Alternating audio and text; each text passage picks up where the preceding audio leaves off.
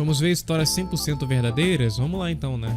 Tem uma aqui que eu separei. Eu me tornei um milionário acidentalmente aos 18 anos. Esta é a minha história. Acidentalmente ele descobriu aí uma mina de ouro. O que será que esse cara deve ter feito? Virou revendedor Jequiti, entrou em esquema de pirâmide, talvez. Oi, tudo bem? O meu nome é Roger. E aos 16 foi quando eu cheguei ao fundo do poço. Fui morar na rua e ganhei sabonete dos colegas. Mas um gesto gentil transformou minha vida em uma história de sucesso. Sabe, minha infância foi bem intensa. Quando eu nasci, meus pais biológicos me abandonaram. Eu fui deixado numa Triste, cesta hein? suja e largado perto de um supermercado. Meus Olha. pais me encontraram no meio de carrinhos de compra e gatos de rua e me levaram pra casa deles. Peraí. No meio do supermercado? Mas qual é a lógica disso? Porque, tipo, eu penso que as pessoas elas abandonam os filhos, mas pelo menos eles deixam em alguma instituição de adoção ou pelo menos em alguma casa pra alguém, né, pegar e adotar. Mas deixou no supermercado? Como assim? Bom, era mais um trailer do que uma casa, mas pelo menos eu não seria comido por aqueles bichos. No começo, eu me sentia amado de verdade. Eles até me ensinaram a ler, e eu não vi nenhum sinal de alerta, porque eu não tinha nada com o que comparar. Peraí, no começo? Mas como é que ele lembra o começo? Se na verdade... Como é que ele lembra se no começo, na verdade, ele era um bebê, meu Deus? Ele não tava ali no começo. Mas quando eu consegui andar e comer sozinho, eles me ensinaram coisas diferentes. Eles me ensinaram a roubar. A entrar no meio da multidão, agir como inocente e roubar carteiras, joias e celulares. Eles ficavam tão felizes quando eu trazia esse monte de coisas pra casa que eu nunca questionei. Eles diziam que eu era muito talentoso, então eu só aceitava. Até que na minha adolescência, eu não parecia Talento mais pra tão roubar. inocente. Então as pessoas desconfiavam de mim. Teve uma vez que um cara mais velho me viu tirando o celular do bolso de uma mulher no parque. Aí ele começou a correr atrás de mim, me xingando. Eu fiquei com tanto medo. Eu pensei que eu ia acabar sendo morto bem ali. Eu consegui fugir. Mas, naquela noite, eu disse pro meu pai que eu não queria mais fazer aquilo. Eu queria ir pra escola e depois achar um emprego de verdade. Mas ele não aceitou. Jogou na cara dos pais, olha, eu quero arranjar um emprego de verdade, porque isso aqui que eu tô fazendo não é trabalho não, tá? Essa remuneração que vocês estão me dando aqui não vale a pena não. Me disse que na casa dele não tinha lugar para uma criança ingrata e que eu deveria voltar a dormir naquele supermercado onde me encontraram. Eu não conseguia acreditar que meus pais estavam fazendo aquilo comigo. Só que eu não percebi que o amor deles era baseado em quão útil eu era. Então, com 16 anos, eu tinha uma camiseta, um par de jeans e não tinha casa. A primavera estava acabando, então eu resolvi dormir na praia. Eu dei o meu melhor para não surtar, mas foi difícil. Não tinha nada que eu realmente soubesse fazer. Eu não tinha nenhuma habilidade além de roubar, mas eu não queria mais fazer aquilo. Eu consegui um trabalho no call center. Foi legal, mas depois de umas semanas, os meus colegas começaram a deixar sabonete. É sempre um call center, né, velho? Você vê que a pessoa tá na merda quando ela entra no call center. Porque assim, eu vou, se você continuar falando nesse tom, porque tá aqui a ligação tá sendo gravada. Uma bela bosta. Tá no call center é porque a vida não tá boa, meu filho. Não tá boa mesmo. Na minha mesa. Aquilo acabava comigo. Eu era o rato do escritório. Um dia, encontrei a carteira do gerente perto do banheiro. Confesso que eu pensei em levar embora. Mas aí eu lembrei dos meus pais e da raiva deles e pensei, eu não quero ser essa pessoa. Então eu fui até a sala dele. Coloquei a carteira na mesa porque ele não estava lá. Mas na mesma hora, ele entrou. Eu senti meu coração acelerando. E se ele achasse que eu estava roubando? Eu estava pronto para ser demitido. Mas naquela hora, ele me disse uma coisa que eu nunca tinha ouvido na vida. Você é um bom homem, Roger. Ele tirou umas chaves do bolso e disse que tinha uma garagem que ninguém usava e que eu poderia usar. Eu senti que eu ia começar a chorar. Do nada. Você é um bom garoto. Aí começa a tirar uma chave. Vou mostrar aqui pra você um cômodo aqui que eu não mostrei a ninguém. Como assim, velho? Por que esse cara tá mostrando isso? Aqui, até então ele não falou nada. Ele só viu ele com uma ali na sala dele, né? Perto da carteira. Ele não sabe se ele foi ali pra assaltar ou se ele foi pra entregar a carteira. O menino não disse nada, mas ok, ele vai presentear essa boa ação que ele não conhece. Ele acreditou em mim e mudou a minha vida. Depois de uns meses, eu consegui economizar uma... Acreditou em quê, moleque? Acreditou em que porra? Como assim, mano? Como assim, cara? Aí ele entrou, beleza. Ele viu o garoto... Vamos supor que ele viu o garoto com a carteira. Ele viu o garoto com a carteira. Ele viu ele com a carteira na mão, colocando ali, né, na mesa do cara. O que garante ele que ele não pegou alguma coisa? Ele deve ter olhado depois. Tudo bem.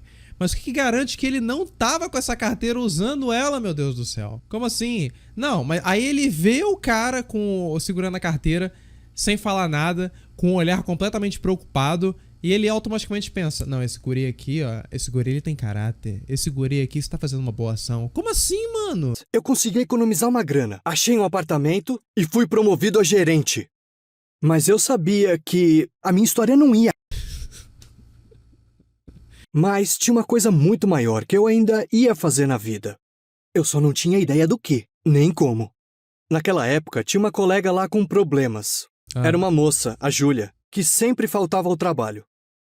Ela estava sempre dispersa e mesmo quando ela ia trabalhar, parecia que ela não estava lá de verdade. Pedi que ela fosse conversar comigo. Enquanto ela estava ali, nervosa, sentada, tremendo, eu entendi o que estava acontecendo. Ela começou a chorar e contou que era viciada. Então, eu soube que eu não poderia demiti-la. Tinham me dado uma segunda chance, então eu quis fazer o mesmo. Aí, tirei uma folga... É a mesma coisa, né? É a mesma coisa. Ela é viciada, você não sabe nem o que é. Ela é viciada, você não sabe se é em cocaína, se é droga... Se é droga farmacêutica, não sabe o que é. Mas pra ele é a mesma coisa, porque ele, né, ele era um ex-assaltante. É a mesma coisa. Levei ela numa clínica e disse que assim que ela tivesse limpa, ela poderia voltar. Eu não tinha ideia de que o universo me recompensaria da forma mais maravilhosa possível. Depois de uma semana, eu recebi uma ligação estranha de um número anônimo. Eu atendi e o homem mais velho se apresentou como o pai da Júlia. Ele disse que queria muito conhecer a pessoa que ajudou a filha dele a superar o vício. Nós nos encontramos naquela noite para um café. Assim que ele me viu, ele veio até mim e me abraçou, como se eu fosse um filho. É como se você tivesse sido enviado Mano, essas coisas estão acontecendo muito rápido na história desse menino. Esse moleque, ele tem alguma sorte, cara. Ele tem alguma sorte, porque não é possível, mano. Qualquer coisa que ele faz, ele é extremamente bem recompensado. Isso aí tá muito longe do que acontece na vida real, rapá. Na vida real, se você acha que você faz uma boa ação, você vai ser... vai virar gerente no dia seguinte. Você acha que é assim que a vida gira? Não é assim não, meu irmão. Meu Deus, jovem. Ele me disse tudo aquilo emocionado. A gente deu uma volta. E ele me fez uma proposta muito incrível. Sério. Ele disse que estava ficando velho e queria um jovem responsável a quem pudesse orientar e confiar. Eu topei, porque eu senti que era aquilo que eu estava esperando a minha vida toda. Ele trabalhava com sucata. E depois de alguns meses trabalhando junto, ele propôs que a gente abrisse a nossa própria empresa.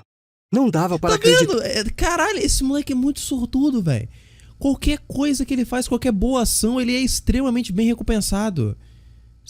Mesmo ele não querendo aquilo, mesmo ele não almejando qualquer tipo de ganho, ele consegue muitas coisas. Caralho. Meritocracia isso aqui, hein? Que exemplo. Tá num crescimento daqueles. Levamos só 2 anos para atingir a meta de 100 milhões em receita. Foi inacreditável. Até que um dia, eu recebi uma notícia horrível. Meu sócio e mentor me chamou para um jantar na casa dele. A noite passou voando. E estava indo tudo tão bem até que ele serviu a gente com uísque e me disse que estava doente. Os médicos me deram 6 meses no máximo. Ele falou aquilo como se não fosse nada trágico. Mas eu ia ficar sozinho de novo. Depois de ser abandonado pelos meus pais biológicos, expulso pelos meus pais adotivos, senti como se eu fosse perder a minha família de novo. Foi difícil trabalhar sozinho naqueles meses. Mas eu ia para casa dele quase todos os dias depois do trabalho. Eu não queria perder nada do que ele ainda poderia ter a me ensinar. A Júlia também estava lá, cuidando dele, lendo histórias.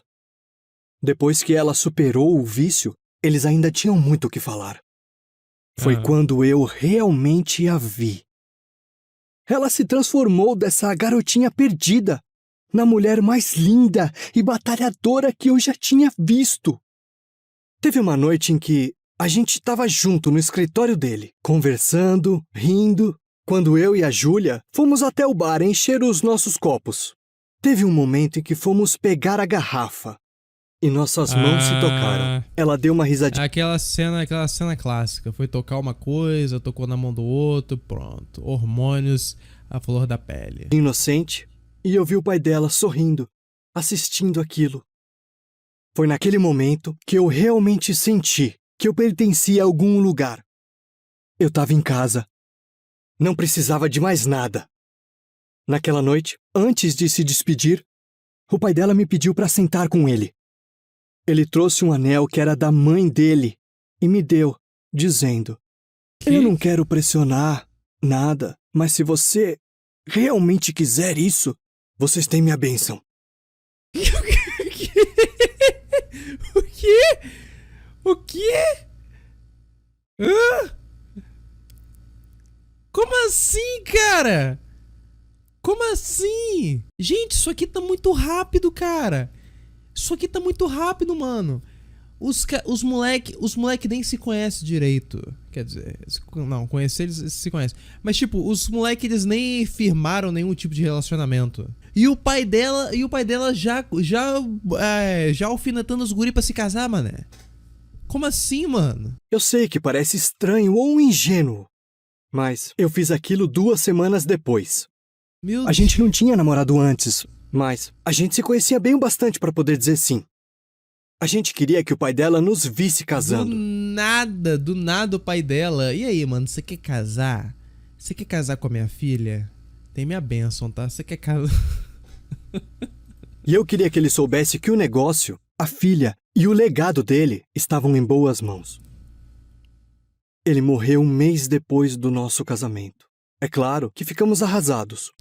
Mas ao mesmo tempo... Tá parecendo aqueles namoros de antigamente que o pessoal não namorava. Que antigamente era assim, né? O pessoal não namorava não. O pessoal só entrava no relacionamento já pra casar. Já pra casar. Perguntava se a pessoa tava comprometida e perguntava, então vamos no cartório então. É desse jeito, meu filho. Antigamente era desse jeito. O pessoal entrava no relacionamento mesmo pra casar mesmo. Não era pra ficar, nada pra dar uma transada, não era isso não. Parecia que tivemos os melhores dias juntos.